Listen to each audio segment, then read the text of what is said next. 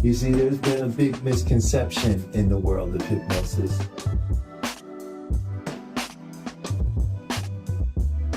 Hypnosis is a natural state. It's something we go in and out of all the time.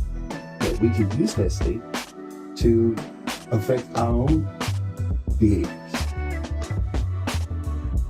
So this is a do with.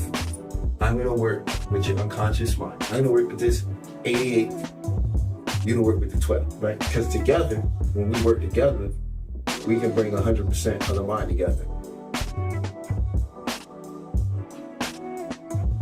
That's the power of your own mind.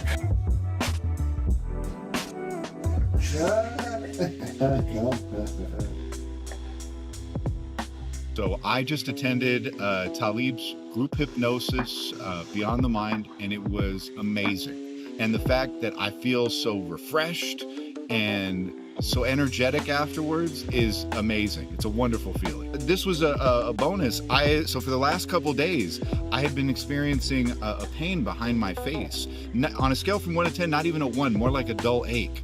And while we were going through the process, I was able to let that go, and I was actually able to pinpoint the root of that disease during the meditation process and during the visualization. And since we've been done, I haven't felt that pain, that dull ache behind my face that I had been feeling like for the last few days.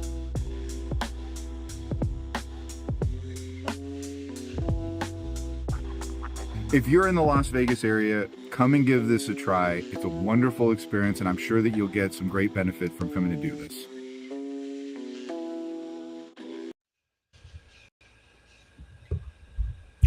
Greetings and salutations, and welcome to Beyond the Mind, where I'm not here to teach you, I'm only here to remind you. Welcome and happy Friday to all that is joining us. It's been quite some time because last week we were off because the wonderful Peach had a birthday. So, we wished her a happy birthday, and I'm sure she had an amazing time, but we are back this week. So this week, there's something very interesting that Chef wanted to conversate about, and that would be about the pursuit of happiness. And what does that mean to you? And how that shows up in the modern world today? And is it something that is the pursuit of happiness also the reason for so much unhappiness? And we're going to dive deeper into the show. But first, let me just ask my good buddy here, how you doing today? Man, great. Week off, miss seeing you last week, and you as well, Peach. But glad to be here again, and looking forward for this next episode. Awesome. So, you were talking about it backstage. So why don't you open up the conversation a little about this pursuit of happiness? Yeah, actually, I was doing some content because I'm a new content creator now, regarding building our own brands.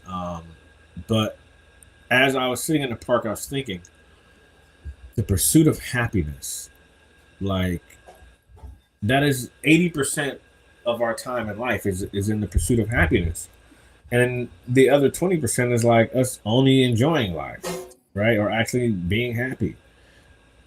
But we in relationships, we move on, we get new jobs, we get divorces, we create new careers and new lifestyles, all based on the pursuit of happiness.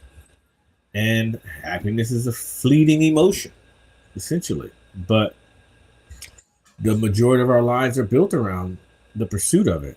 And I think that's a very interesting subject matter. Yeah, I would definitely agree that I think the pursuit of happiness is a general term in a way, and I think that it's more of a contractual thing that people make with themselves, because like, how does one define happiness? Like, what happiness to me might not be happiness to you, right? But we do have a general consensus that happiness is something that makes us feel good, right? But within that, there's this, nuance, definitional nuance of how you perceive that and what you think, experiences should come from that and ones you don't think should come from that, right? So when I'm looking at the pursuit of happiness, or what I would like to say, the pursuit of happiness in the modern age, what does that look like to people? Because what was the pursuit of happiness before this iteration was, having a great degree and a job and two or more children, right? And with a house that you pay off in 25 to 30 years, right? It all changed. Right. That's what I'm saying. Like, okay, so now the value system of that has changed. So the pursuit of this happiness is also changed. Wouldn't you? Would you? Yeah, I mean, I think I'm basing it on everyone's individual pursuit, whatever they say it is. I'm going to base it on that because I do know that. How many people do you know that are looking for a new job or a job? How many people that you know that have a job that want to do something completely different than that job? How many people that you know that are in relationships that are not digging that relationship? And they're either trying to start a new one or trying to figure out how to get out. Everyone's on the move. Everyone's on the move. Well, I don't know if that's the pursuit of happiness as much as that the pursuit of terminating a contract you don't feel works for you anymore.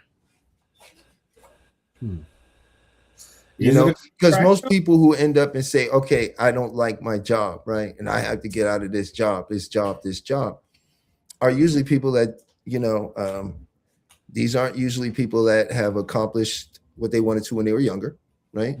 A lot of these people may have wanted to go to college, dropped out, or made some decisions, right? And now in their mind, they made a contractual agreement with themselves saying, well, I can't have these things. And now this is the direction I have to sort of go in life. I feel like we're all very heavily influenced by the society around us dictating what happiness actually looks like. I find that very seldomly people individually understand what their own happiness would even look like, because happiness nowadays is so contractual amongst each other that it usually implies another person's participation in order for us to have it, And I just find that extremely fascinating because how can I say this? If the pursuit of happiness is contractual, right? Happiness is defined individually, right? Then I guess the real question is, why aren't people just writing a contract with themselves saying, I'm going to just be happy? Too much responsibility. No accountability themselves. Well, elaborate.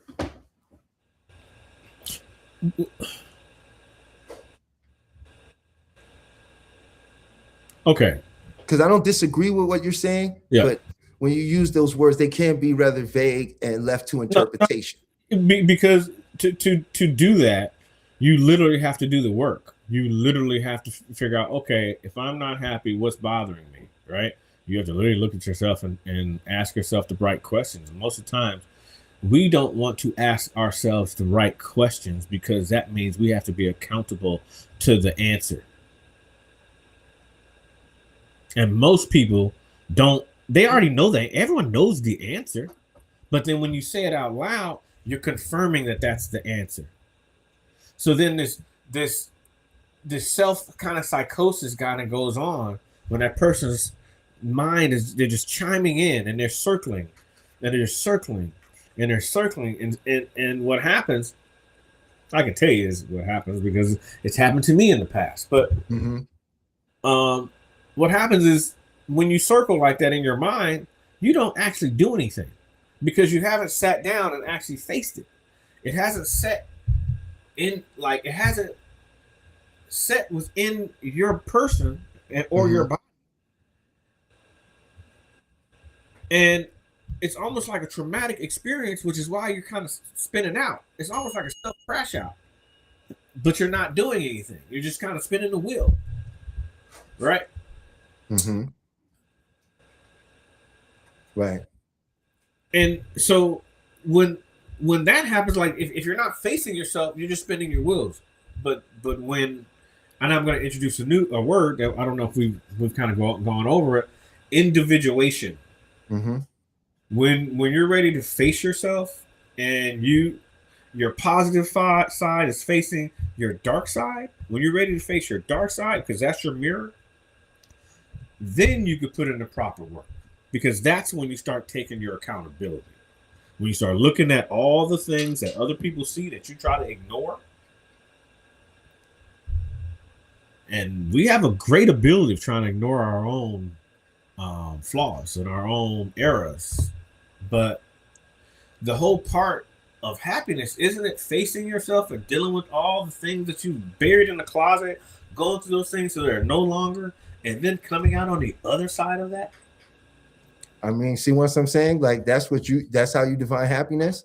Some people define happiness as an acceptance of knowing that it's a choice about a feeling that I'm going to choose to feel because I'm the one who generates the feeling, right? And so I'm going to make a contract with myself to not let outside forces dictate my emotional state. Mm-hmm. And that contract, does that look like individuation in which we're talking about? Or does that contract look like just kind of holding yourself accountable? I think it could be a little bit of both. You know what I'm saying? Because when I think there's a misconception with holding yourself accountable, because we live in a society based on punishment and reward. We were taught by punishment and reward. The things we pursue in this life is based on punishment and reward. You know what I mean? So naturally, there's this bias to us about certain things being easy, because we were taught that it has to be hard and that anything worth having, you have to fight for. It's not your birthright. It's not your natural experience. And then, what's so wonderful too is like, the reason I like you bringing this up is because maybe we should do a little bit of journaling with some of the audience if they out there. If you out there, get a pad and pen and do a little springboarding for the audience and give them a little technique down the line. Maybe not this moment, but it came to me because, I personally don't, from my personal experience, I just find that most people haven't really addressed what they wanted.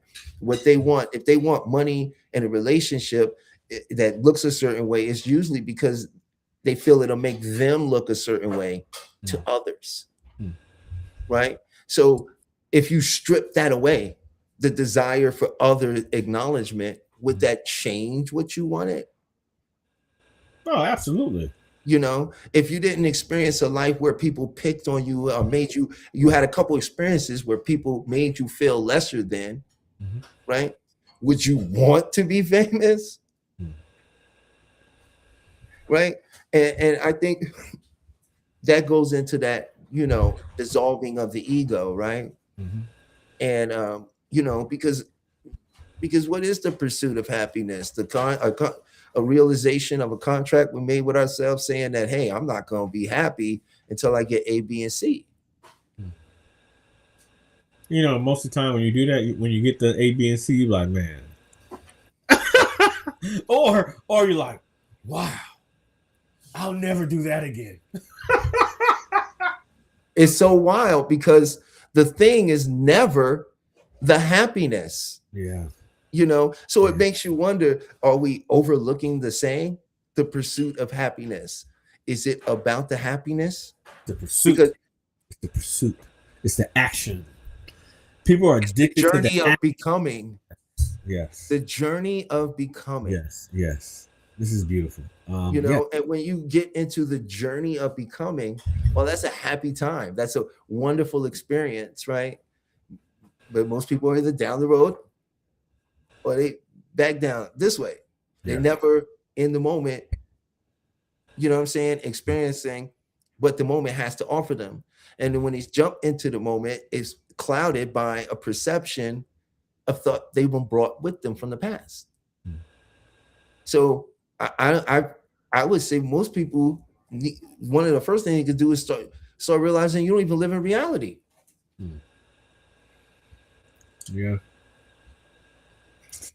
It's been, man, I'm kind of gonna jump subjects because you're talking about not living in reality. Well, you know my the goal for the next year. Most people don't, but I posted something on one of my pages, and it was a photograph of Angkor Wat in Cambodia, right? I get an inbox from someone who I know saying that, hey, my dad's there. He's gonna move there. I think you should talk to him. And I was kind of surprised because I just never expected it. And I'm gonna come full circle so you understand. I was kind of surprised because I never expected just me posting a photograph of something that I would get that kind of response from someone. But those who know, right? So jump to his father calls me and we had a beautiful conversation. And he's like, when you go, you let me know because blase. Just the whole broke out the red carpet. But before that, he conditioned me, asked me a few questions. What was my purpose? What do I want to, why do I want to go there? Right. So, and my response was, I want to go explore the temples. I would like to see the monuments and all this beautiful stuff.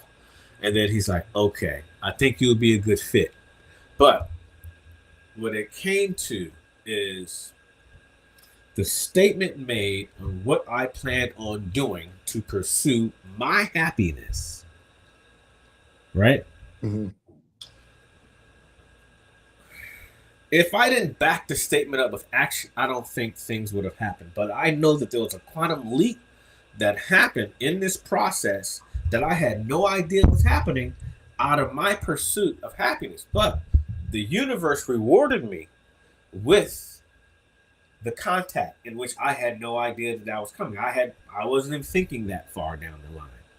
But in my pursuit of happiness, because I was taking the action in my pursuit, I had a quantum leap happen to fast forward everything that's going to happen. And I was like, whoa. That's kind of what I wanted to say, getting back to it. But as we are in our pursuit of happiness, because everyone is in their own personal pursuit, things along the way happen that can affect your psychosis in a positive or negative manner. And hopefully it's positive. But in that pursuit, and heartbreak arises, how do we as humans, as people, how do we allow it to either trip us up or veer off from our actual pursuit? Wait, say that again? In our pursuit of the happiness, things go awry, right? When you're focused, there's always a distraction, right? In our focus and in our pursuit of happiness, how are we distracted? How are so many people distracted and veer off of the road during their pursuit? Oh, you mean how do people lose themselves when they have chasing the pursuit of happiness? Yes. Because happiness isn't something to be chased, and pain is something that happens once. Suffering is something we inflict on ourselves from an internal wound we will not allow to heal.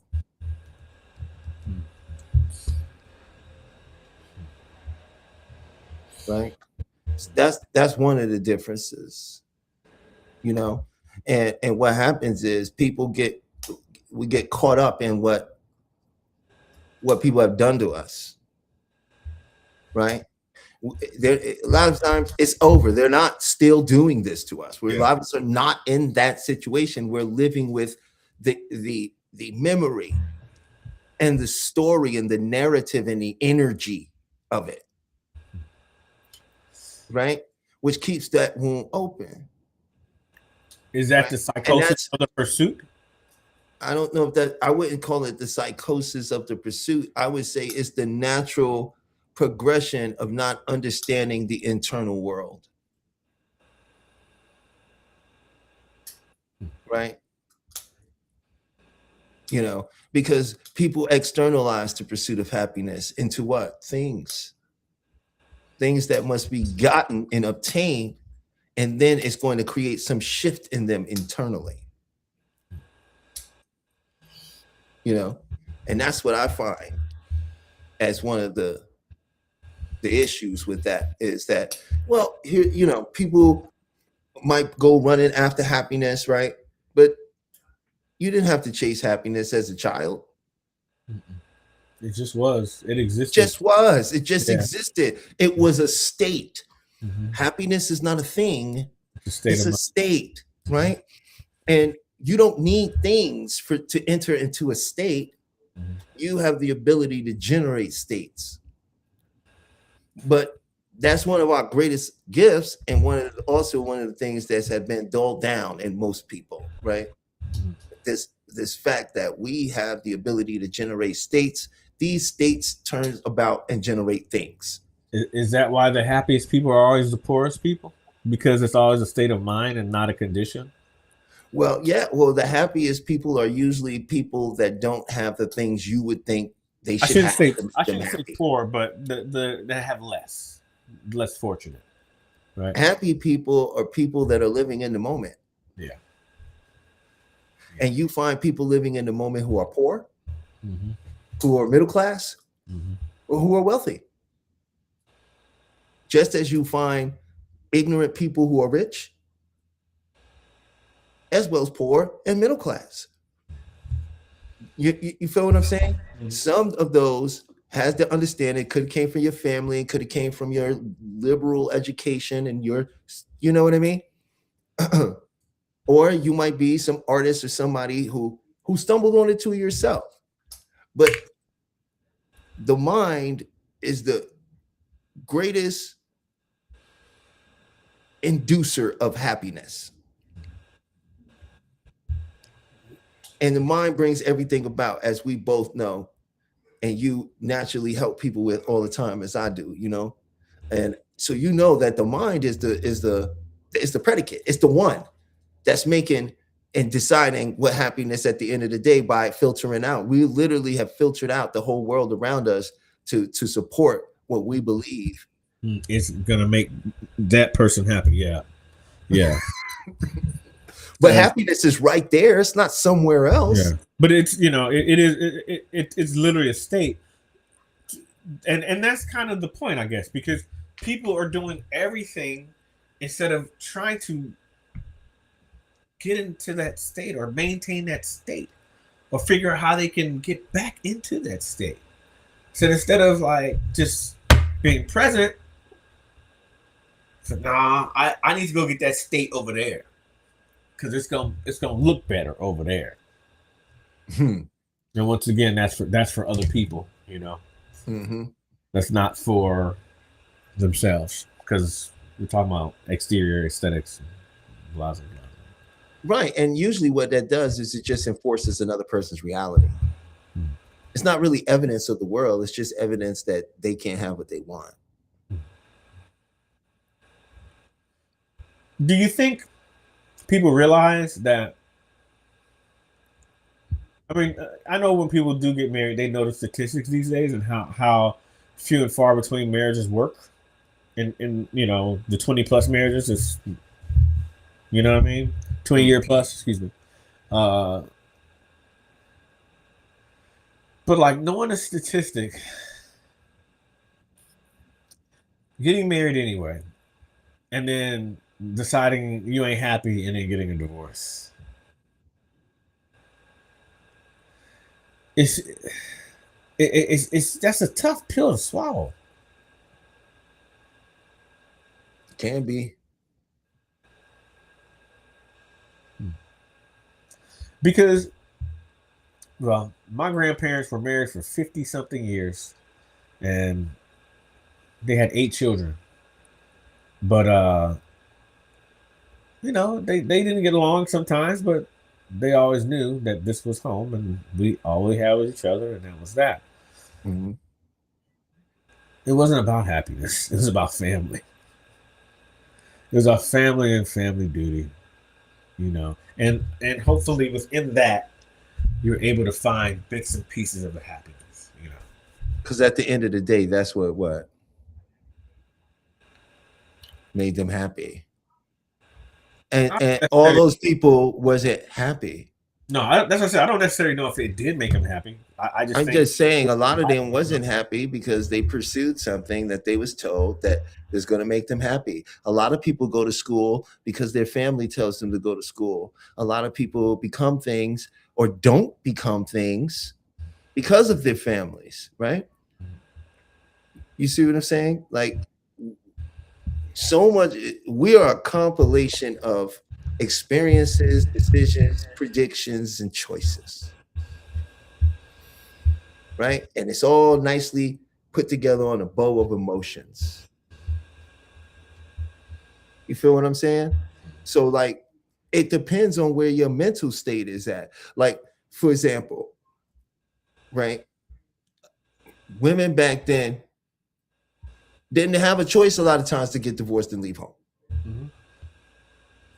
So because she made the best of her situation and she smiled a lot in all her pictures and she did happily cook food and she found a way to be happy and eventually she just was happy with it. I mean, well, I mean, let's put it like this.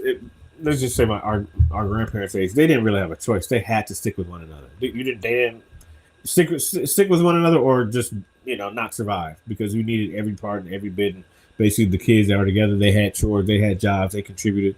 You know, it was a unit. It was a different time. It was a different time. Yeah. That's my point, right? Mm-hmm. With a different psychology and the pursuit of happiness meant something very different. Mm-hmm. Right? And the pursuit of happiness now is individualized. It's a me thing. Mm-hmm. When the pursuit of happiness before meant having a family, extending your legacy, right? Leaving something here to last for all time. This was originally a part of the pursuit of happiness, you know. Now people could care less, and a lot of people don't want children. The pursuit of happiness is migration. It's a marketing ploy created by corporations like Hallmark and Coca-Cola, Hasbro, and Ford and GM, G&E, Bell Atlantic, AT&T. What is the wildest thing you've done out of your pursuit of happiness that you're willing to discuss on air? I mean, I realize now what I was doing was not for the pursuit of happiness. It was for the pursuit of survival and or to escape what I believed was survival, right? But as someone who witnessed people die at a young age and had bullets racing past them and all kind of stuff, I believed I was supposed to. If you can't make yourself happy now, you ain't promised tomorrow, mm-hmm. Right? So my thing wasn't just about happiness, because I could go outside and be happy. My thing was about trying to get my family out of the ghetto, change, you know, do something that would help my son. You know what I mean? I was thinking about, you know, when I was doing music, I mean, I wasn't thinking about being famous and just being famous. I was thinking about getting my family out of a situation, getting me out of a situation.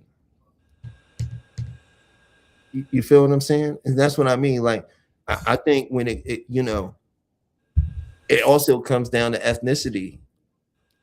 Right? I mean, culture. Pursuit of happiness is different across cultures. The understanding of what it means to be safe is different across cultures. You know? So for me, like, I would say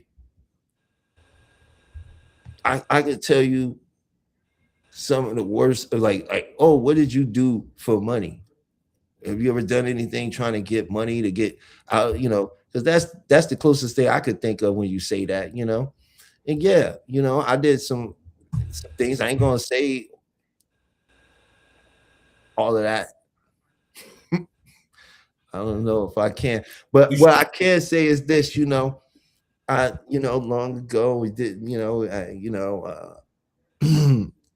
it's New York. You know, it was. You know, we did some stick up stuff before. You know,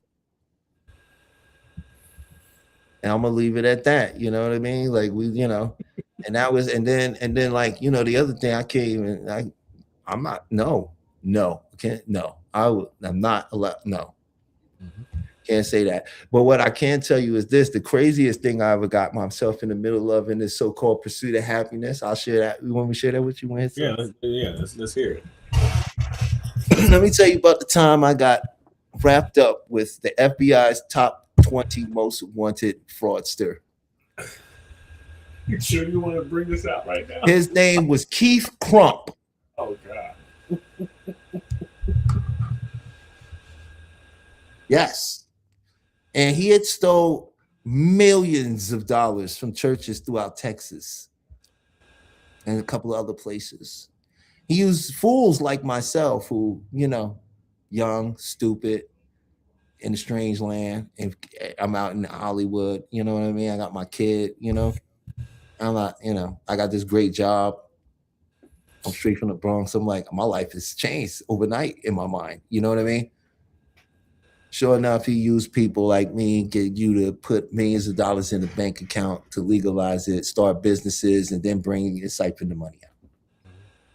Right? So I didn't know all of this. And at first, I didn't want to deal with him.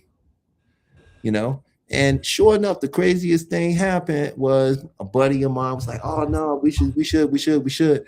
And then I got involved with the guy, and I ended up staying up for 7 days on the craziest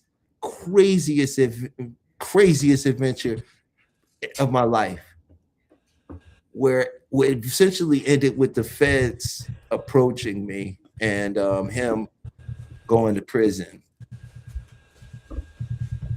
And yeah, it was really, yeah. In the midst of that, the craziest thing, I'll tell you this: I was up for 7 days.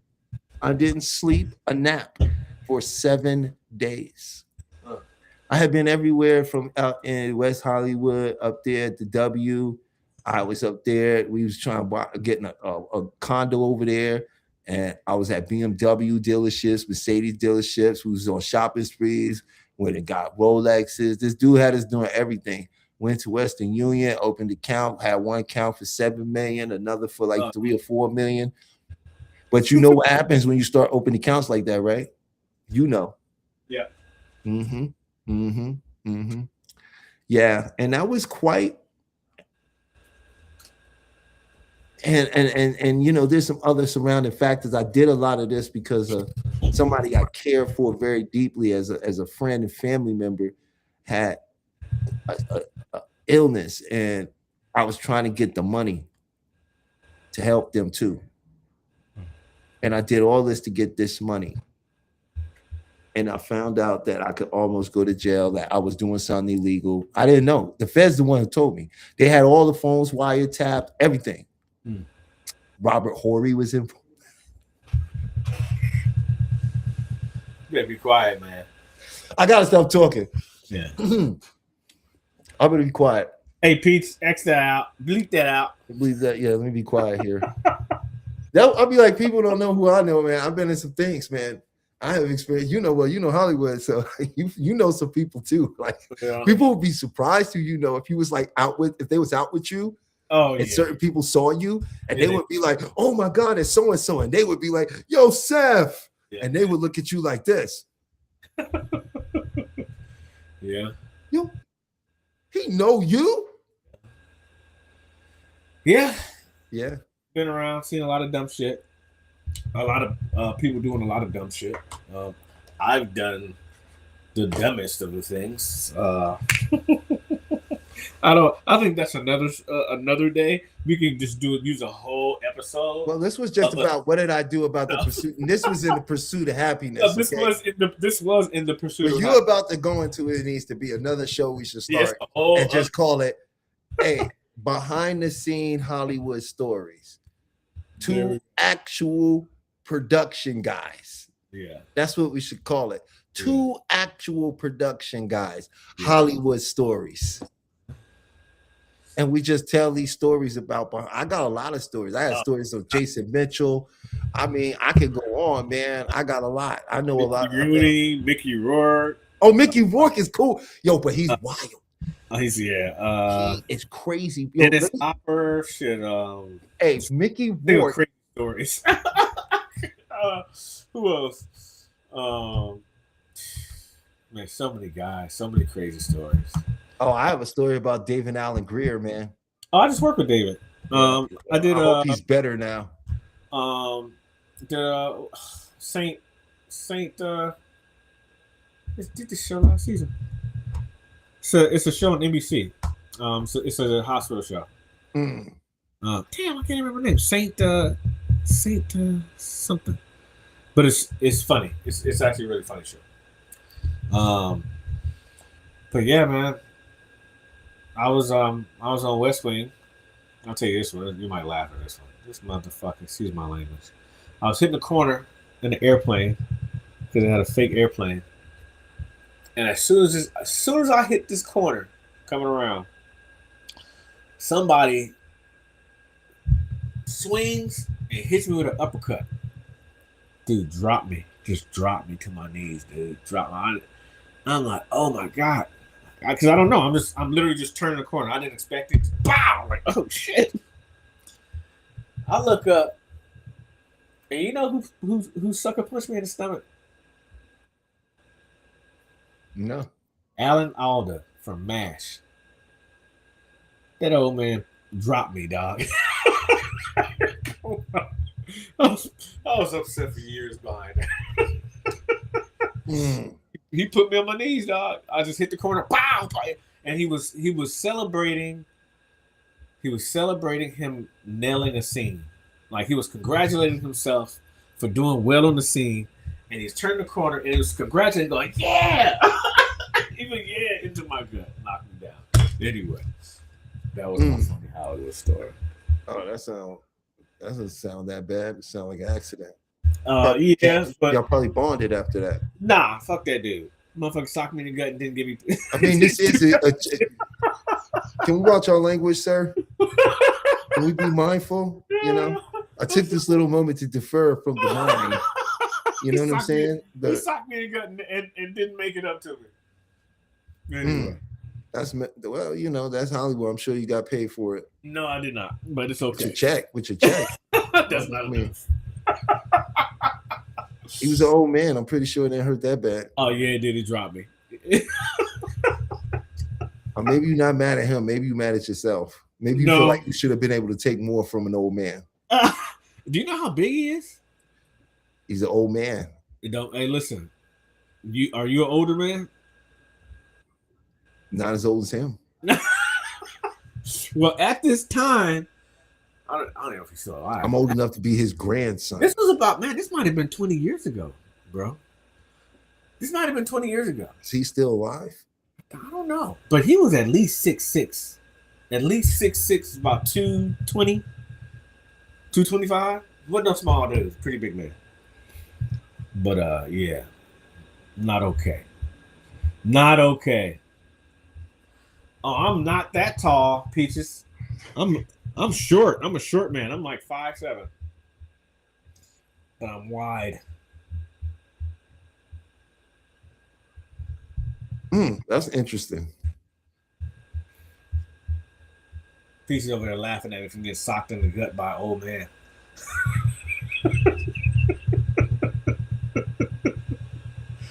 All right, on with the comedy. So, I'm just looking at some information here while you were saying that. Do we have anyone in the chat? No one's in the chat today?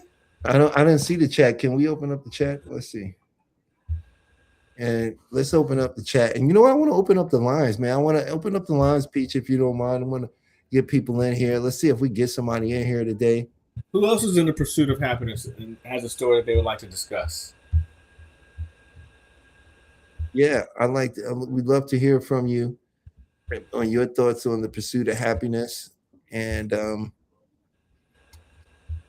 you live your life by the pursuit of happiness, or you just, I'm not even sure what that really means anymore, to be honest with you. I feel like it's an arbitrary thing now. I think it means something different to everybody, and I don't think there's a generic statement of that. I think it's all personal. So whatever that person deems is what it is what it is. Then we just got to take it for that.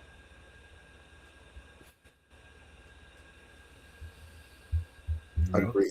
Yeah, I hear you. No worry. I agree with that.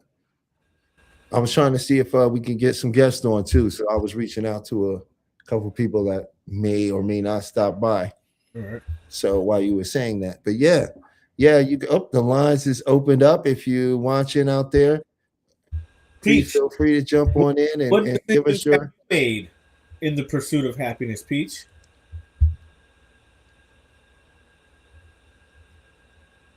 Crickets. I was going to, I don't know. I will leave Peach out of it.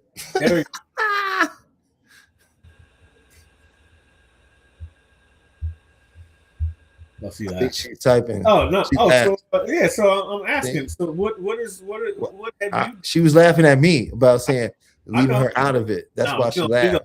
Drag her right back in. I'm not gonna drag Peach anywhere, yo.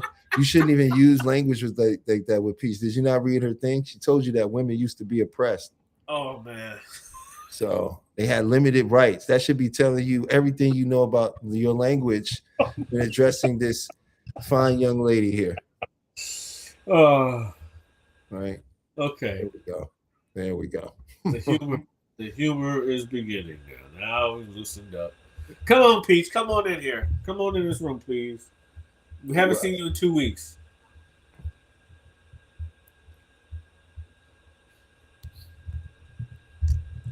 No, she don't have to come in. She don't want to come in. What's the question? See? Okay. What have you done in the pursuit of happiness that is kind of wild? Not the wildest, but just a little bit. Did you hear it? Well, I'm sure she did, but she's not coming up here. She's gonna type it in. She don't want to be on camera right now.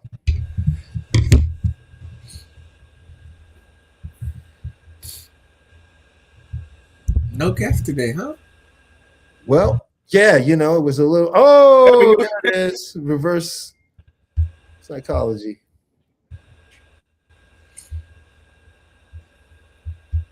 Hey, Peach. Hi. Hey, always a pleasure to hear your voice. All right. So, what have I done in the pursuit of happiness that's wild? Not too wild, but something that's worth talking about.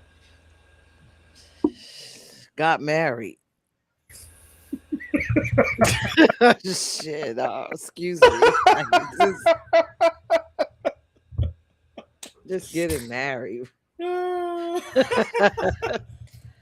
was gonna say the same thing, but honestly, because Talib said it. Some people don't wake up and want to get married and have children in a home, and somehow or another we end up doing all of that.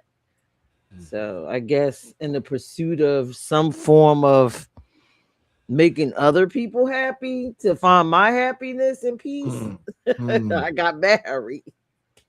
So right. Hey, let me ask you this. Would you feel like that decision really, because see, my thing was, Peach, that a lot of time people don't really know what they want. The things they think they want is because it was driven by the people around them. Some need to like prove them wrong or to prove them right. You know what I mean? Yeah, I get it. Would you feel like your marriage was driven that way, or what was your, my mindset was to just, I was thankful for the people that raised me and I just wanted them to feel like they were more accomplished. So me getting married and having the children, you know, was for them. And now I guess the pursuit of happiness now is just to live for me. Hmm. And it's whatever it is I decide. So just like I decided to do all these live streams, I decided to create nonprofits. I decided to do everything right now for me, no matter what it is, no matter how anyone feels. So I guess that's, my pursuit of happiness. I'm gonna do what the I want to do. So I guess your pursuit is just your independence, essentially. Yeah. Yeah, Mhm. that's a nice little bow to wrap it in. Independence. So I don't know if he was looking for something more wild, but I think No, it's nothing more wilder But than getting married and dealing with people shit. Just I don't people. think that I don't think he was looking for nothing wild. It was more so just like, yeah. what you gave us. You know what I'm saying? Mhm. Because you know people and you've experienced it for yourself. A lot of people are hell bent on this pursuit of happiness, and pursuing happiness means you don't have it, Yeah. Yeah. and you're willing to be unhappy until you can't get to it, or at least find some sort of level of contentment Mhm. until you can get to your happiness. Yeah. Well, I can tell you one thing that I did let go: the pursuit of money. Mm. Yeah, that's a biggie. Now I just do, whatever it is that I love, and hopefully the money will come. But to chase money, that for happiness, oh Yeah. my gosh. To attach it to happiness is just, I don't know, it's crazy to me because you probably won't get there. I mean, the way that you want Hmm. by chasing it. I agree. I don't think you will get there by I don't know, man. I mean, that depends on what you want, right? And most of the time when you chase money, you're young, right? You're young, you blow through it, you lose it. If you're lucky, you can keep it. Um, and then the pursuit kind of changes because you're like, oh, okay, you hit a certain level of stability. But I think when you're young, you take more chances, take more risks, and the pursuit is just different than when you get older because you've already been through that. And really, the pursuit is just to be kind of at peace. So it's Yeah. a pursuit. And to stop I don't know. listening to people, Hey, I not remember when to they used saying, let me say, I remember when go they used to ahead. say 30 is the new 20, Yeah. right? Remember that? Now they Yeah, say I what? remember that. Now I Is say, it 40 or 50? 40 is the new 20. Oh yeah, tell my niece that. I'm just saying, yeah. I mean, well, they can say that because the advanced surgeries, adrenochrome, and all that other stuff that they got going. That's why they keep moving up the age. So well, I think it's because, like you said, like we were saying, like the definition of happiness or the pursuit of it, or what we like, what as a nation, like as a society, like as American society, like, right, our whole goal once before was to have these great families, right, that went do great things, get great jobs, built great shit, you know. But I'm boomers messed that up for a lot of people, and you have a different psychology now because people who have tried to do what they say you need to do to win has done it and they're losing. mm, Would you disagree, Peach? Or how you feel about that? I agree. No, I agree. I actually agree with you. So I think it just changes what people like. Everybody ain't as bent up on having this relationship the way it was before. I remember like everybody was, oh, I gotta find my soulmate. I gotta one. Oh shit. It was like this whole Yo, Quiet Storm. You know what I mean? Like You everybody talking was about, well, it sound like Come you sound on. like the girls used to be like this. Listen, they'd be like, "Oh, he fine. Look at his eyes, girl. He make a fine baby." Mm-mm. That was real talk. yeah, it was a real conversation. Look at his hair No, Look at his no. hair. or her hair. No. Come on, Peach. I didn't say we're not saying you was any of these people, right? Yeah. But we know I you know these remember people that existed. time. There was a time Yes. when Look at his SWV was making people have babies, Yes. Mhm. right? Yeah, I R&B was a agree. real thing when we were younger. That was a real thing, man. You ain't go no. That's the, it used to make love to music. Okay. Just saying, they don't have that no more. This It's whole true. dynamic of certain things have changed. I ain't say nobody do that. I'm saying as a societal norm on what people decided as like what this happiness was. That one time it was guys want to get together and we hang out and we just try to talk to as many girls as we can. I think that's generational. That's not today, man. No, it's no, it's generational. It's not for this generation. And that's my Ours are point. still So their doing it. pursuit of happiness must be so different, right? Yeah, it is. It's called pursuit of self. And I think they're wiser than us for that. Because for me, I'm pursuing me. I'm going internally for the happiness. I'm not looking externally. I love agree. that for the kids. I like Yeah, I mean that's awesome that they have that. But when they're young, should they really be having problems internally? Yeah, that's when you have the most I mean, problems. it happens, but I'm just saying, like, besides the teenager stuff, the typical teenager stuff, the drinking, the trying to smoke, the sex. It's not about having a problem. It's just about being comfortable with who you are and learning yourself and learning what your needs are. And I love it for them. That's why they're not having all these children like that. A lot of them are choosing to go to college or look at all of these entrepreneurs since the internet explosion. So they're into themselves. Well, they're not having children because they're not dating. Oh, they date different. They don't date socially like we used to outside. They date on the internet and then link up and stuff. Their dating looks a whole lot different than us, than the way we used to. So yeah, What do you mean they're physical dating. touch? Our physical touch and Listen, talking. the fact since we done went so far to the left, I'm just gonna put it out there. The fact is, birth rates are down. Yeah. And I understand and I respect all of it, but I feel like there's a balance that's completely out of whack, right? Because some of these interests of self-serving is literally suicide for the human race. Yeah, that's true. Say what you want. Oh, well, I will. Do the I scientific think they're going to research. do it. We I get gotta that, but I have think, humans yes, to have we a do. civilization. But they're That's being just the way that wiser works. than us. They're doing it later. Well, they're not versus necessarily earlier. wiser than us because they're preconditioned and programmed more readily than we were. See, we didn't have the same access to a central nervous system called social media that could literally paint and perceive the world to you before you ever stepped outside your front door. Okay, I could roll with that, but I think mostly our generation taught them that. Well, I think yeah, we pushed that on them. Well, we gave it to them. We definitely gave it to them. Yeah, we but- pushed Oh, I'm it not on saying them. we're exalted of it at all. I agree with you. No, they didn't go make a phone for themselves. The crazy thing is though, because our generation, like we kind of introduced these things or like brought these things in, but we're not really capitalizing off of these things. The Well, way we the didn't bring younger them in. generation We were does. conditioned by them as well. We didn't make these things. We're not the ones that made these things. No, I'm not saying we made them, but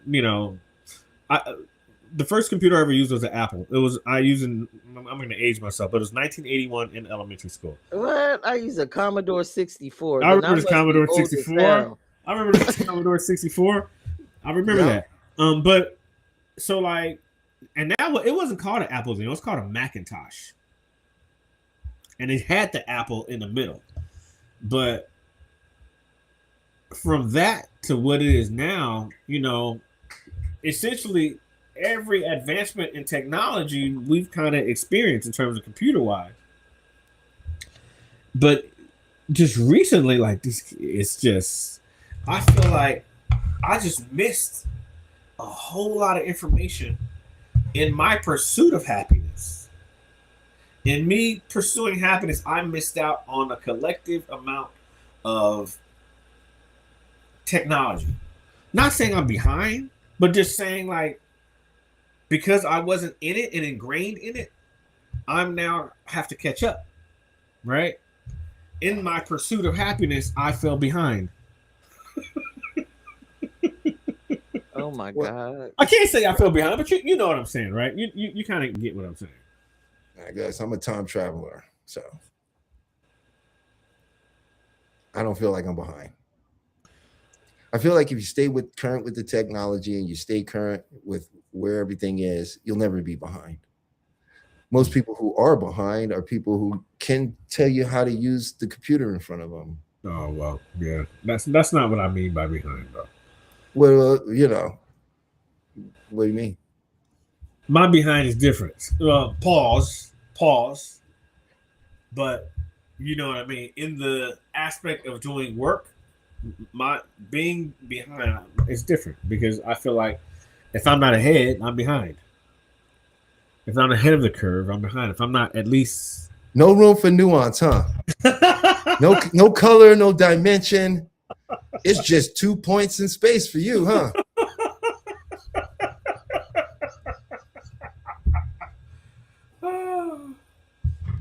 Yeah. There's got to be some nuance there. Man, I've had enough nuance. Forget the nuance. Okay. I've had enough of it. What? Had enough nuance. Nuance is beautiful. It makes everything into a beautiful spectrum of you can't tell me what it is. Exactly. With nuance, you Exactly. can't tell me that this is just good or bad. Nuance allows me to say, no, it's not. That's not true. Does good and bad even exist? You know what I'm saying? Like that's subjective all day. That's in the head of the beholder. The good and bad, you know that though. But we all on the same page with the good, you know, that part. I mean, in my opinion, that's just my opinion. Because we've gone very far. We started talking about a whole bunch of stuff. I love what's happening right now, by the way. Well, it's all coming back though. It's going to make a full circle at some point, you know. But I guess we had to go around, you know, because I agree though. I agree that the pursuit of happiness is a business model. That's just where I feel like it, you know. It's like who created that term life be lifing? Somebody broke.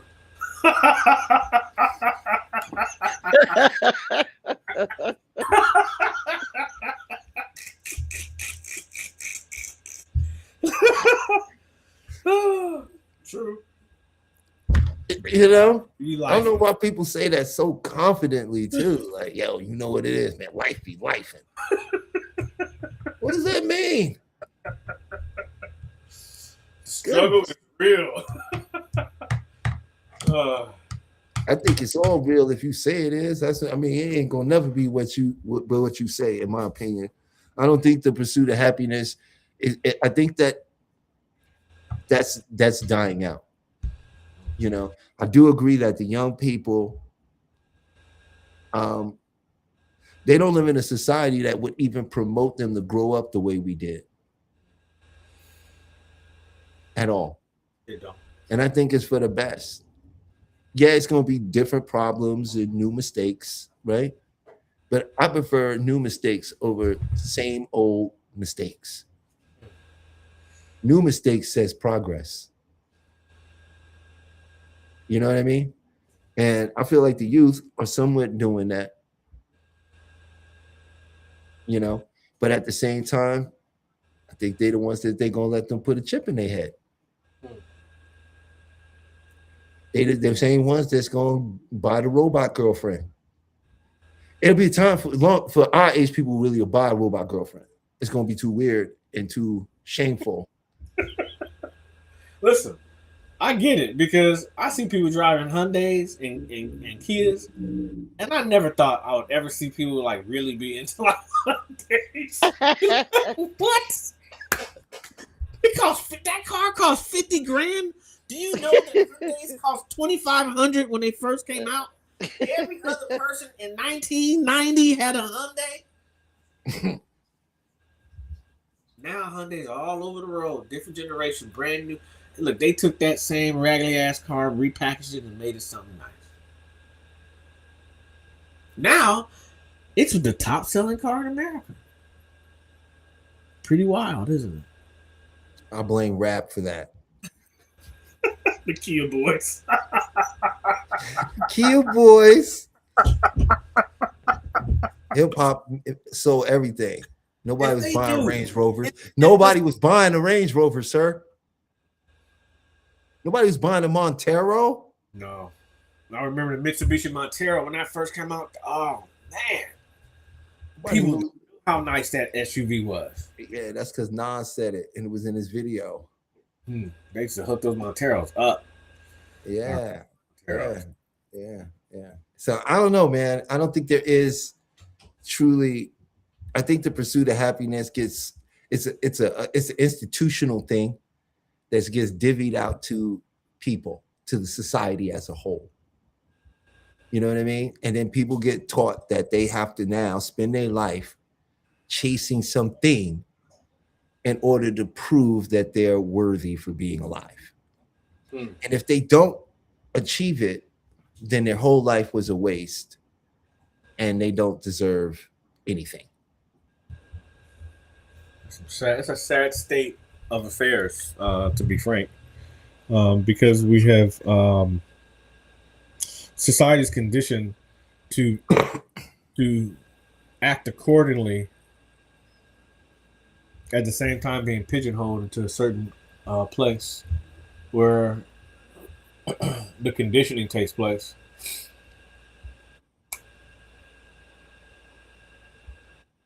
Strange. That's strange, but it's a wild world that we're in. We're all being experimented on. What? Yeah. Society. We're all being experimented on. Welcome to Beyond the Mind. We're here, we deal with the mind and all the things to help you with the mind. Right? That's what we do here, man. Yeah. I'm saying that because I mean think about the conditioning, all right? So you promote Valentine's Day, which is a love holiday. People in the pursuit, everyone wants to, either be in a relationship, not be in a relationship, be with someone, not be with someone, whatever, give someone a gift, not give someone. Conditioning. Well, that also is pursuit conditioning, right? Because we're trying to condition people into being a certain state, right? But it started off with something else. And in fact, the promotion is never really them being in that state. Because if they're in that state, people probably wouldn't be. I don't know when people are happy, they don't necessarily go out and purchase everything. They are typically with one another and enjoying that whatever that circle is. But it almost feels like they're promoting the pursuit state, not the happiness state. Because in the actual pursuit itself is where all these other little actions take place. And it seems like the programming starts from the happiness place, but it does the complete reverse. Because it's all about the actions taking place within the pursuit, but never really about the actual happiness. Because the money's made and all the opportunities for the outside world is in the pursuit. Well, dating was a thing created by Hallmark in them. I keep saying that this is not a conspiracy. This is a fact. This is a scientific, historically documented fact.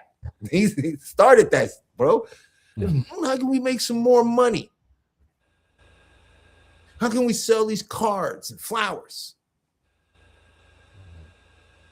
Just like De Beers is the reason you have wedding rings. That's why. And they told you the only way you could really show her you love her is if you save your money and you buy her this. You see this diamond is so rare, rarest thing on earth. Meanwhile, there's diamonds all over the planet.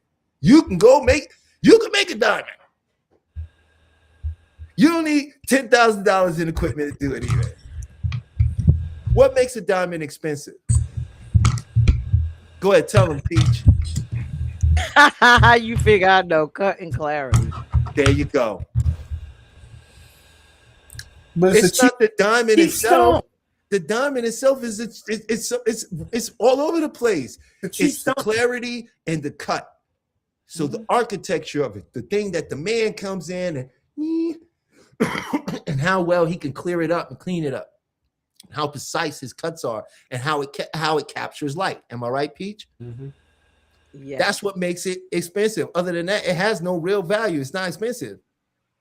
But somehow we've been convinced, women have been convinced that if a guy saves up all this money and throws this ball and chain on your finger, right? You should be happy. A guy is convinced if he goes and saves up his salary and spends most of his money, right, that he's going to be happy.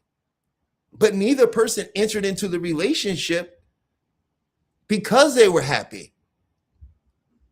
They entered in out of the pursuit of happiness and satisfying the tribe, their tribe, because no human being wants to be kicked out of their tribe. That's the primitive part of our mind. And we all have this desire to either make people go, see, I didn't have to do what you told me to do. Or we want to go, see, look, I did it. I did it. And that's that primal part of our brain. I don't care who you are. You ain't above that unless you a psychopath, sociopath, or somebody with some sort of mental, hey, guess what? That part of the amygdala is cut off. He ain't got it operating. It's not operating. You know what I mean? He'll chop you up and it's not even going. He's not thinking one time, was that wrong? Completely incapable of feeling anything such as remorse or empathy because they are completely solely convinced that what they do is the only right thing to do. Did you know all serial killers who get caught on them TV shows, you go watch them, the guy got away for 20 years, like the Iceman and all these guys, you know when they got caught? When they developed the conscious. They were 20 years, because they never thought about it. Didn't matter to them. They didn't care about nothing. One day they see they all like to keep souvenirs, right? They see it, or they see some little kid and they think, man, was that right? They have a moment of doubt in their action. Next thing you know, something breaks in the case, something discovered. The wife finds something that was never found for 20 years, right? All of a sudden, she just discovers it. No, that's what keeps us poor. That's what keeps us in our position. You have a guilty conscience about yourself. You don't feel like you deserve things. You don't feel worthy of things, right? So all it takes is someone to push up against that doubt in yourself, and you fall completely apart. Pain can only happen to you once. Someone hits you, it hurts. You get over it. Someone hits you, you internally make it, why they do this to me? They ruined my life. Now it's a wound. That's on you. That's something inside of you allow to be opened and not closed. But a person can't really hurt you. They can only inflict some pain. You process it, but suffering, that comes from you. And that was my tangent. Peach, you still up here? Peach, I love you, Peach. She hanging out with us. I mean, she's the lady behind the scenes, so she usually be like, "No, Oh, I can exit stage left for y'all. No, stay here for a minute. I'll be right back. I know you want to go, Peach. How was your birthday? It was awesome. It was awesome. I enjoyed myself. And I'm just happy to be here another year. Okay, I'll accept that. I'm glad you had a wonderful, wonderful birthday. What we got here? The propaganda of happiness. Uh, the propaganda of happiness when it's really actually here in the moment. Thank you, Stephanie. Thank you. This is what my whole point is. Thank you, Stephanie. Thank you. Being in the future and in the past, look at that's why they call it the pursuit of happiness, because it's something that is in front of you. It's not with you. Man, that was powerful. Stephanie nailed it. What else did she say? Let's just get a little bit of Stephanie since she got so much wonderful things to say here. We got, yes, there are a lot of standards to happiness, holidays, clothing, housing, etc. There's standards, you know. And if you're hearing me, Stephanie, you know, one of my biggest points in that was that when you're talking about happiness and the pursuit of it, you're still talking about something that lies in front of you. And it's always going to be defined by the individual. And most of the time, we don't really know what's going to make us happy because we've made so many contracts with the people around us in the world around us in order to say be accepted by them or rejected by them. So I agree wholeheartedly. And then taking photos said that language. Yep, it's in the language. We got some smart people here today. Does happiness even exist, or just things just are? We just assigning shit to it. Happiness is a state. It's a state you experienced when you were very baby, when you were little. Happiness is a state.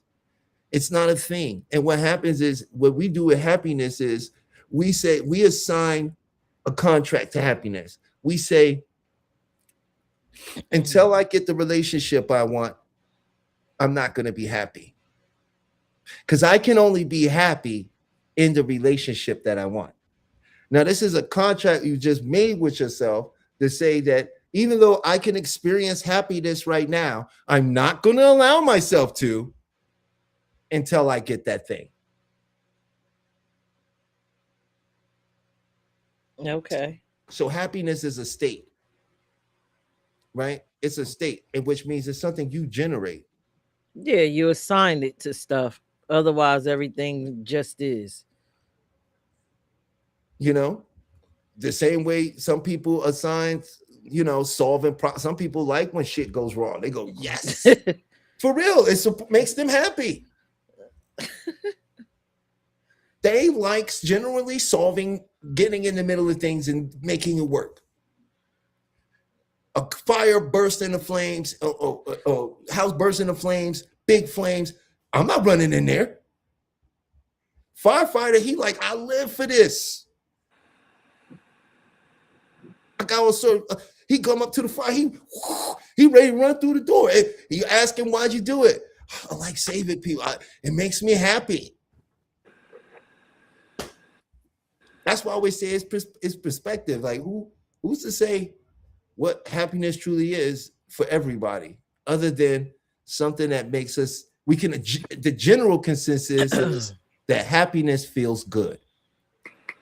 Right.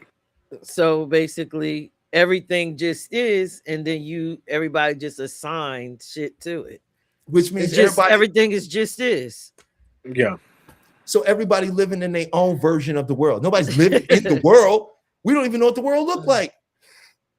Truly, no, we truly We're don't. living from our own assigned version of the world, of what happened to you when you were little, the experiences you had, your exes, your bad relationships, good relationships, right?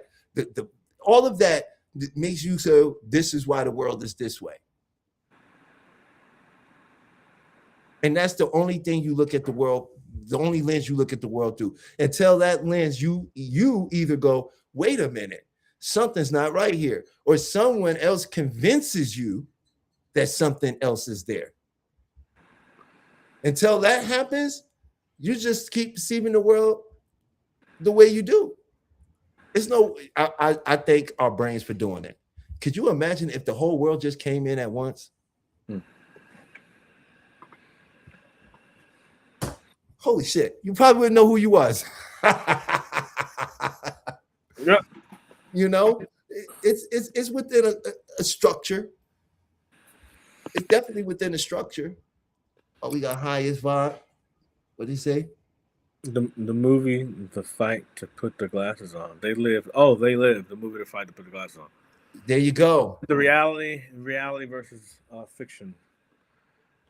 And, oh, Stephanie said it does, Peach. I say it. It's an energy that runs through you. It's acceptance of who you are and what you do. But what Talib said too. She was agreeing with you and me. She's agreeable.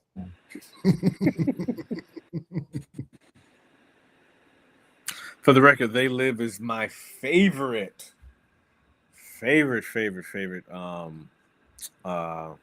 Stephanie, the my lines God. are open. Why don't you come on up here and have a little conversation with us? Come on What's in the- here and talk with us. The director's name. The You director don't have from to turn your camera on either. Don't worry about that. what's the director from Halloween? What's his name? What? Which one? Rob the- Zombie? The Rob Zombie version? No, the OG. What's his name? He did The Thing. He did They Wait. Live. Stop. No.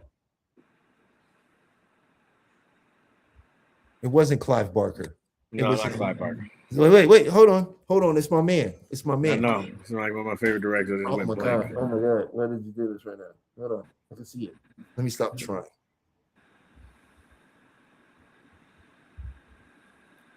Oh my goodness. His name is on the tip of my tongue, bro. I'm just looking him up right now. Why do At any rate, do you know how dope he is? John Carpenter. John Carpenter. Yeah, there we go. Thank you. Yes. John Carpenter. And he also did, remember my joint, man. The Mars joint. Oh, Mars Attacks. No, He not did Mars Mars Attack. Oh, Ghost in Mars. He did Ghost in on Mars, yo. Yeah, Ghost on Mars. Ghost but, on Mars.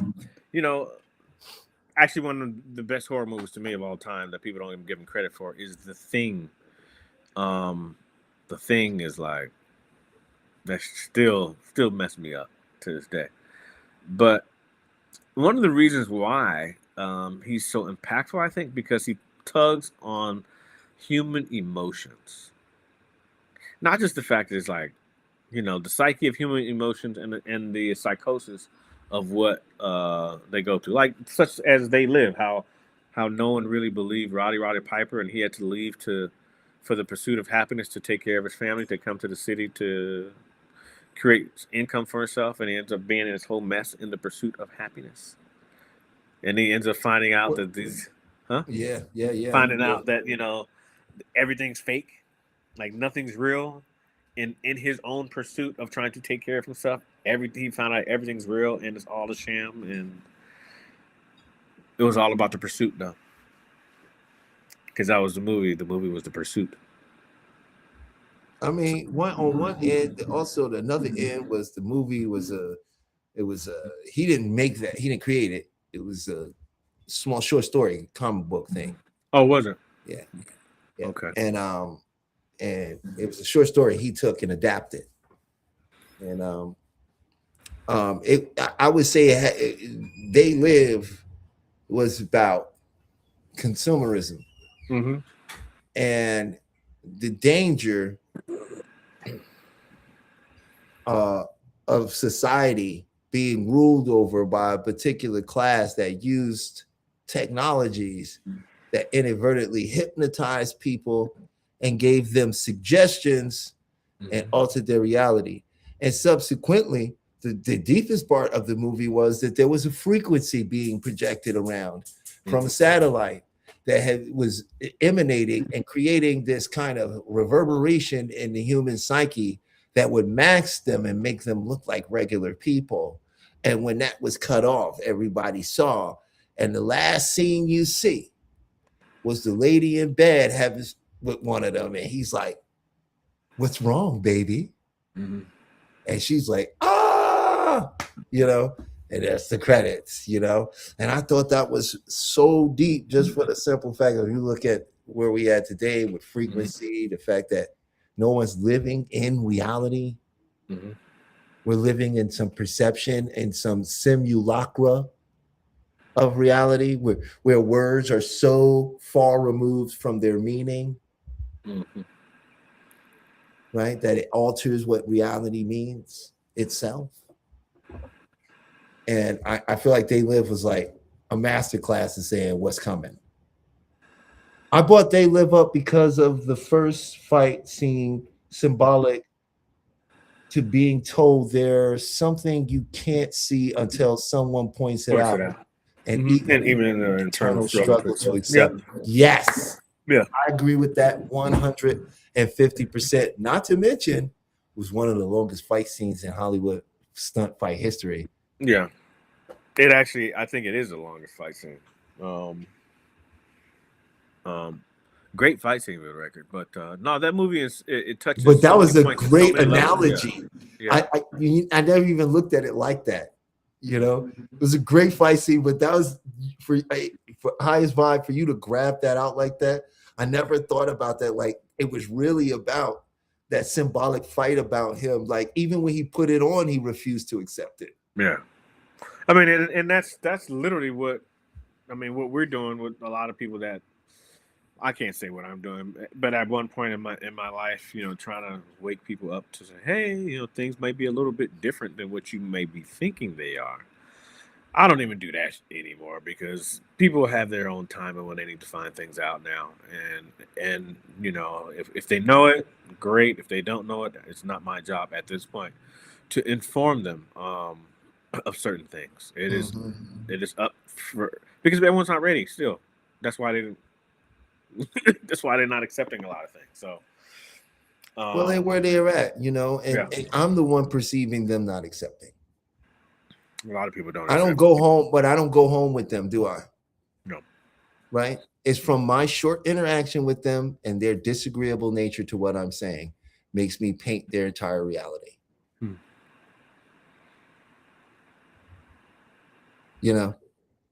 When people leave from in front of you, are they being processed in your? It's like a computer. It really is, like a video game.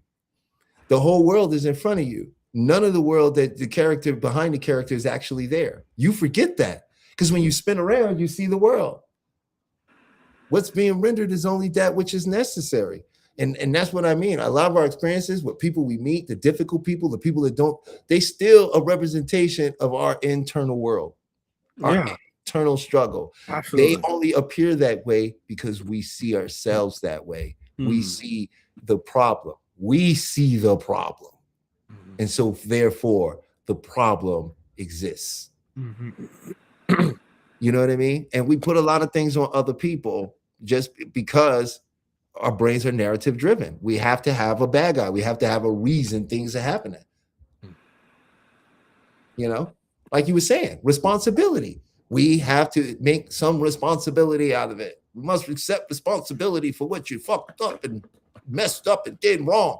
You have said who? Where is this gray law written? Show me it. Show me how. Okay. I won't. Life will show you. That's what you're telling me. Right? I won't tell you anything. See, that's what I just told you earlier. I'm not saying nothing. I'm going to let them figure it out. I went through that stage. I'm like, okay, you're not hearing me? Okay. All right. You don't have to listen to me, but you're definitely going to feel it when it comes. So. What, acceptance? Whatever the backlash is of non-acceptance. Of not accepting whatever positive. When people say accept responsibility, what does that mean? Define your actions. Accept responsibility of your personal actions. How do you accept responsibility of actions you've taken already? If you did it, you're responsible for it. A lot of people don't see it that way, unfortunately. I'm just saying, we're here to think beyond the mind. We're here to think deeper. Unfortunately, we're here to awaken people. People don't even say the shit we say in half the time. A lot of people feel like they were forced into that position, therefore they had to react that way because whatever you did dictated their secondary action. That's what they feel, but that's just their feelings, right? I'm not Oh, that- responsible for their feelings. And 2 days from that, they can feel like I'm the God of their universe and I'm the reason that everything worked out for them. Now you might be right about that, but the fact is that argument, or that kind of argument, is used quite often. And where? Not, I wouldn't say for me, but from people. Like who? Give me any time where you had that counter with that argument. Oh, I'm not gonna say that. Okay, I got it. All right, I get it. All right. Leave it there. Leave it there. All right, we'll just stop it there. Yeah, you know. Shut it down, Pete. Shut it down. Y'all For those are who don't a mess. understand, hopefully y'all understand. What? I say y'all a mess, but I kind of am with you to live because when you see you gotta accept accountability. But if you don't believe you're accountable, it's what you believe. There you go. You can tell me to accept that I'm not responsible all you want. That's from your worldview.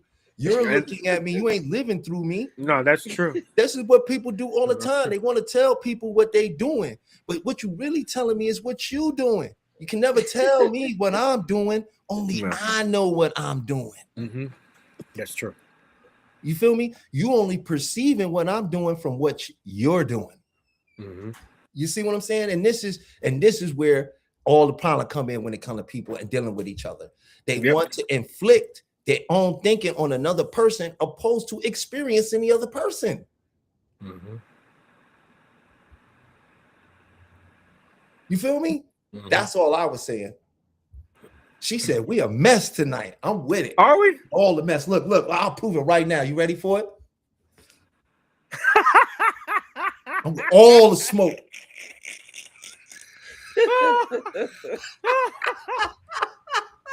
Oh man, that's funny. That's funny. That's funny. Yeah. Oh man, Stephanie, come on in here. I see you. Highest vibe.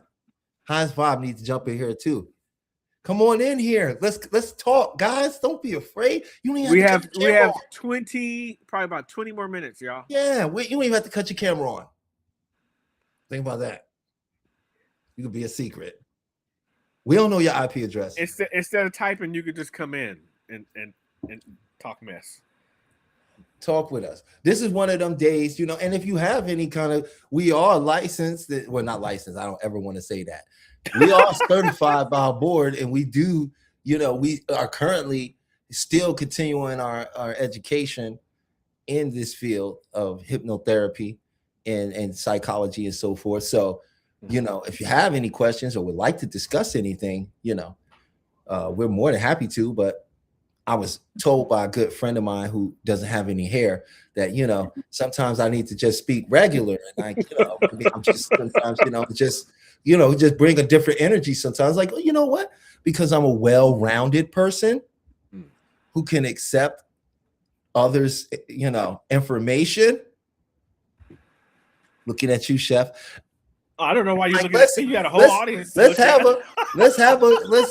a good time. Let's enjoy it. Peach already knows. Look, Peach is the first one that ever said it. She spoke to me on the phone a long time ago, and we was talking. I was like, "Man, Peach." She was like, "I don't know who you are right now. You should do this." Remember that, Peach? That's funny. Yes, it's nice to code switch every now and again. Yeah, see, I learned from the people around me, and I care so much about you guys. I would never absorb your brains completely.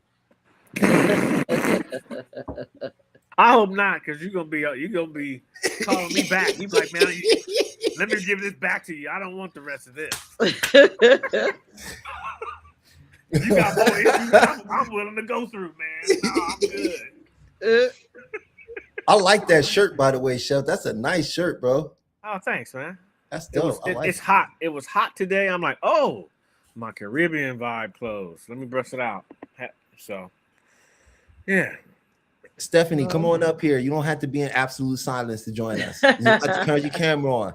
Highest vibe. Get in here. You don't have to do nothing but join and say something. That's it. That's it. Yeah, right now we're harassing our audience right now. Get in here.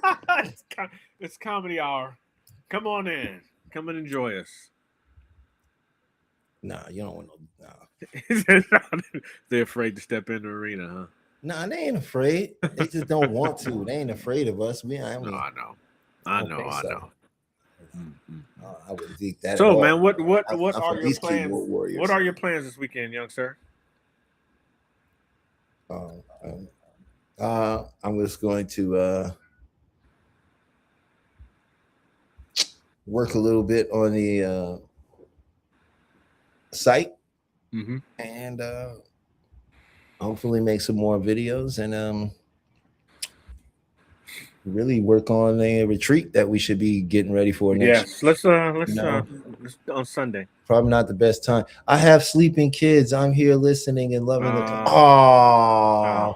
May the beautiful young ones sleep heavenly and peacefully and get all the rest, and you get rest. What's Highest up, vibe, what Vibes? Hey. Hello, can you hear me? Yes, we Sure can. can. Awesome. Greetings and salutations. Greetings and salutations. I just you was cooking in the chat.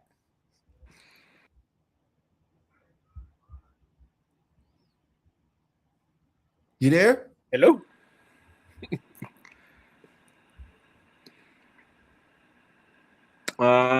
They were here. Well, they're still here, but I think maybe it might be an issue with your microphone. Okay, there we go. Oh, they're gonna get on here. Yeah. Oh, there goes the one dropped. The one call dropped. So you might want to drop. There you go. There we go. Well, reiterate that point you was making about the fight scene, because I didn't even think about that. That was great. Scene one, and it went on so long and epic that it was like, oh, this has to be. That's where my mind went right away anyway. And it's so powerful because the mind doesn't always want to accept what it's seeing right away. That's true. That's very, very true. Oh, wow. I love what you said though, because I'm telling you. I mean, saying that right now, it's almost like, was Keith David even real? Oh yeah, well, I see what you're saying. You know what I mean? Because it could have been, it could have had a fracture, and it could have been his. I think he was real. That he was fighting himself with, because Keith David came in at interesting times. You got to think about when he came in. It's like, oh, he came in at this point, he came in at that point, and it was kind of taking care of him from the construction. You know, it was. Well, like that whole little setup at the beginning with the homeless encampment and stuff like that, like it seems like they've been predictive programming a lot of what's to come for. That's what because even for that time period, that felt really out of place for LA right there. It was, but when you look at it now, this is what's happening. That's what's happening now. Yeah, like he told us what was happening. Like, hey, this is what's gonna happen. Hopefully, y'all pay attention. But the ego, once again, like the ego itself is like, no, that's not real. No, that can't happen. No, that can't happen. No, that's bullshit. Oh, that's a great movie. That's not real. But look at where we're at. Oh, she got booted. Oh, Highest Vibe got booted. Oh, that's okay. Well, thank you for coming up. Oh, what happened? What's going on? I don't know. That's the thing. There we go. No worries. Thank you for coming up. And see, someone came and spoke to us. That was wonderful. Yeah, we're not scared. We didn't bite her. Notice she's alive.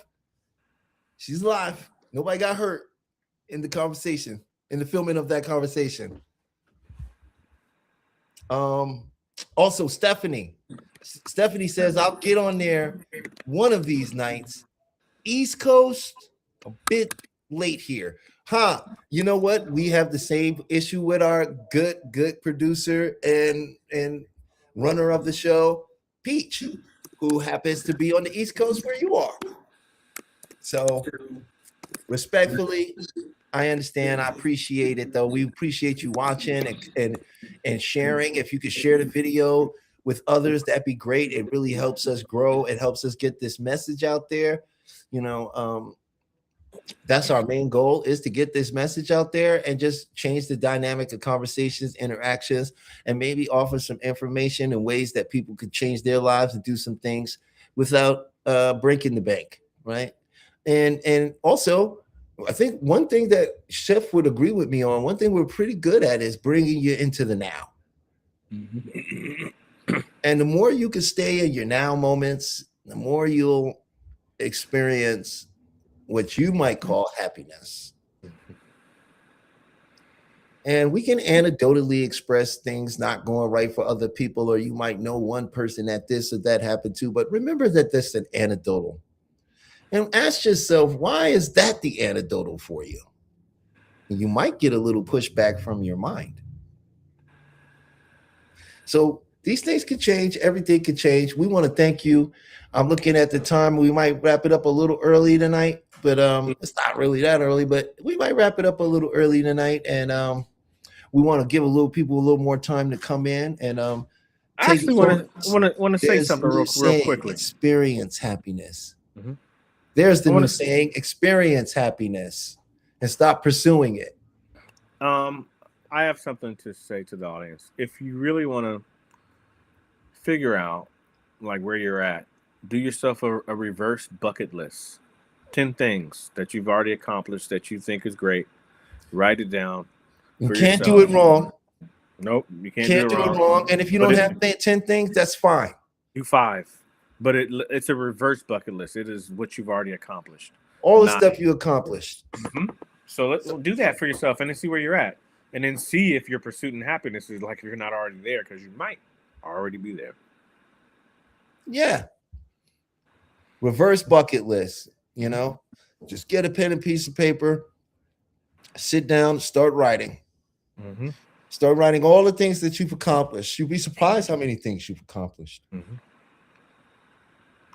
Yep. Oh, there's our tool for the day. That's a great homework assignment. The homework assignment. Yeah. Reverse bucket list. Mm-hmm. Then, so you can work on yourself a little. I figure everything doesn't have to be a breathing exercise, right? Some people like to write. Mm-hmm. Right?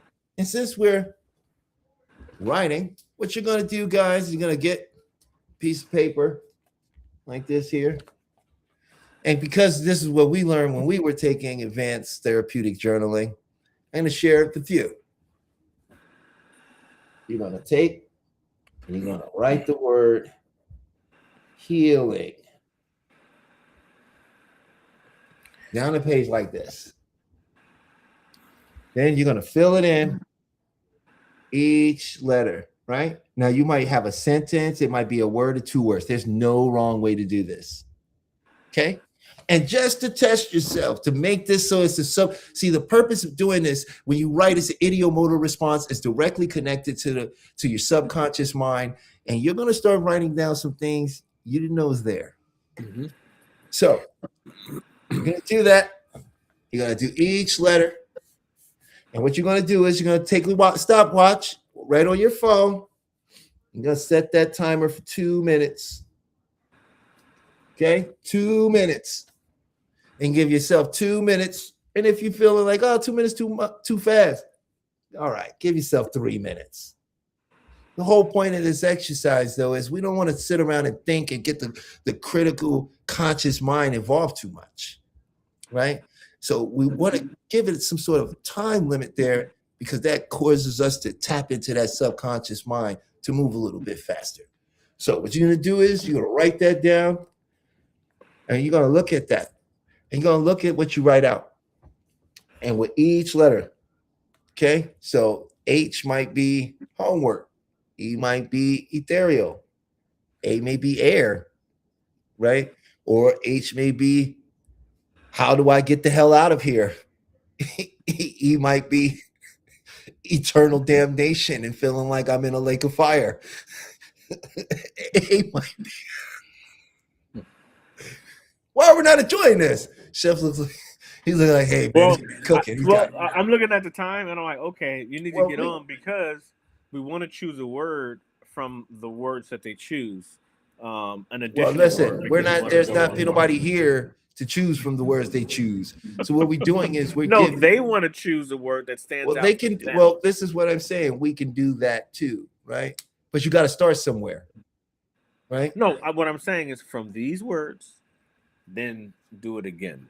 Oh, go ahead. You want to fill in? Then fill in. Let's keep teaching. Go ahead. Speak up. No, well, let's say whatever word. What letter? What word did you choose? You chose a bunch of. You said you chose a bunch. So of let's words. say here you chose the first word is H, homework, and this E here is something like eternal damnation. Let's say the word damnation. Why did I write damnation? Now Yeah, you're going to that's- springboard. This is called a springboard method. And you're There you going to go. write that word damnation. And you're going to do the same thing. Mhm. And you're going to get to the root of what's going on inside of you. You're going to find a lot of clarity there. It's a great way to get clarity to really put yourself in a springboarded position to start making some great changes. So I'm gonna just one more time so you know this is called a springboard technique. You can start with the word healing, but you can say like Chef said, you can use any word that calls to you, right? Might be the word future, right? Might be the word abundance, right? Whatever word calls to you. But I started with the word healing because it's something I feel like a lot of people are looking to do, heal, right? And some may feel like a relationship would heal them. Some feel like money will heal them, right?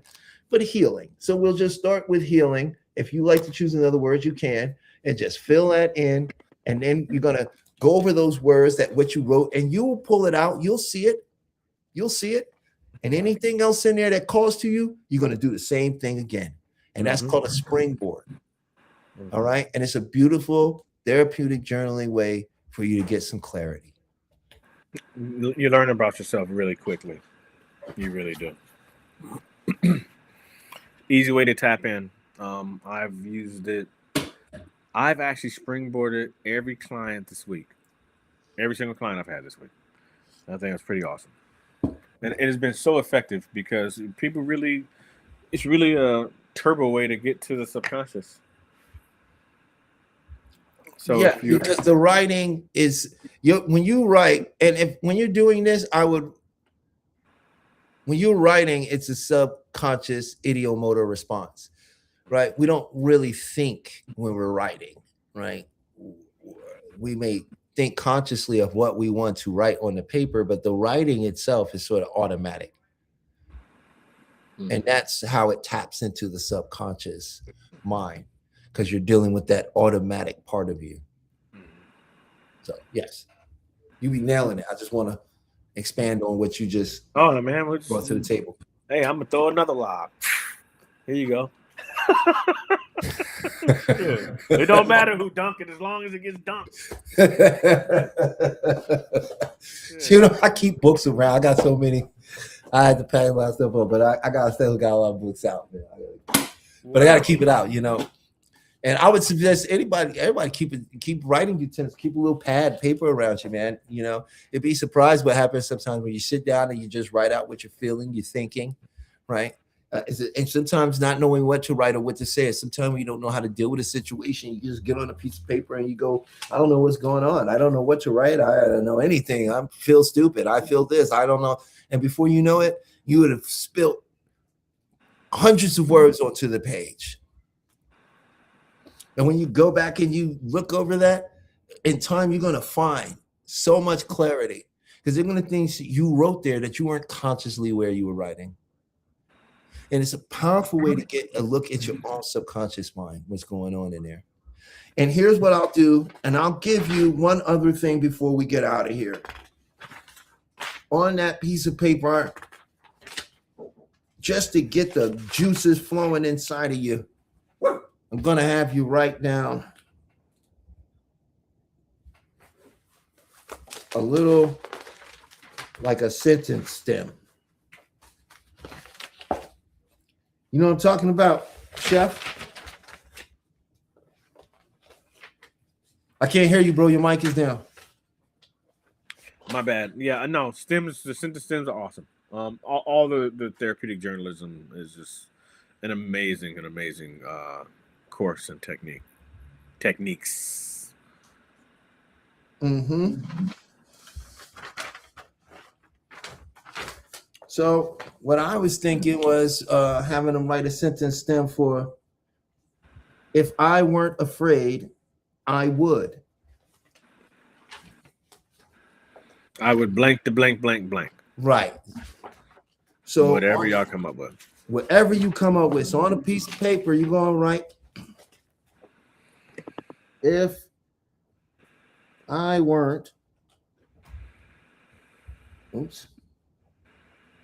afraid, I would blank, blank, blank, blank. So you're going to write, if I weren't afraid, I would, and then you're going to fill in the blank, right? And watch what happens. Watch the magic that occurs. Because you're going to get a chance to address some things that you've been keeping sort of trapped in. Nobody gets to know about. You don't know how to move around it and deal with it. And when you do things like this, it puts things in a different perspective. It helps you shift through it in a way that the subconscious mind and your conscious mind can kind of get in alignment with what you're trying to do. Would you agree, Chef? Yeah, absolutely. Absolutely, my man. Absolutely agree with you.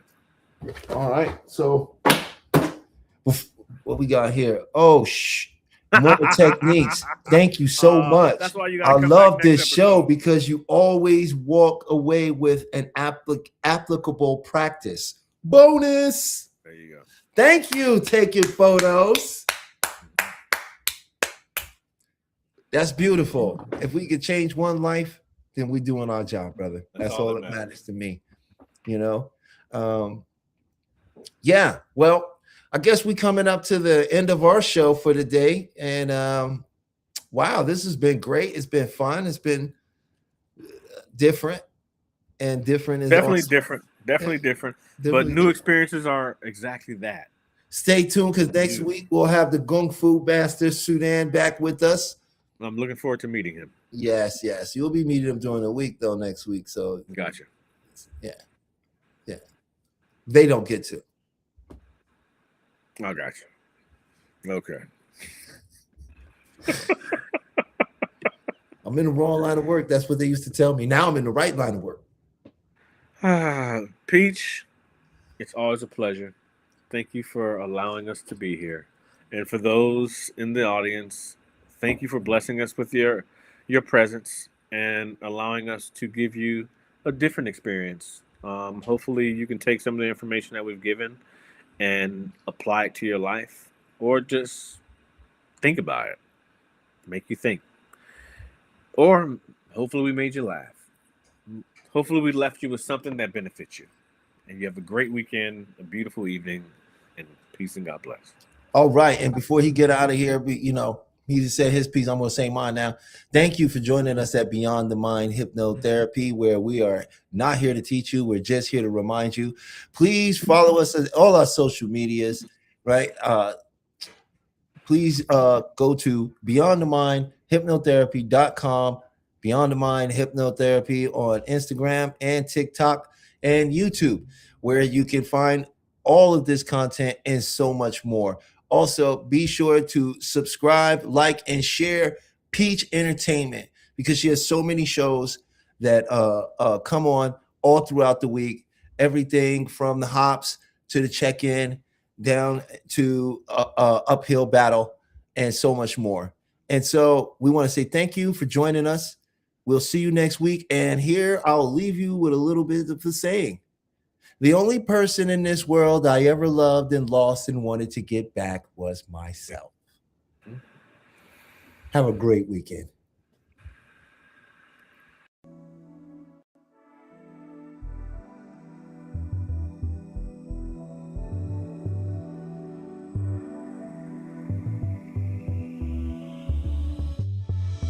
You see, there's been a big misconception in the world of hypnosis.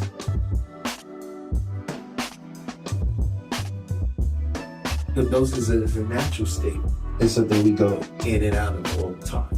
But we can use that state to affect our own behaviors. So this is a do with. I'm going to work with your unconscious mind. I'm going to work with this 88. You're going to work with the 12, right? Because together, when we work together, we can bring 100% of the mind together. That's the power of your own mind.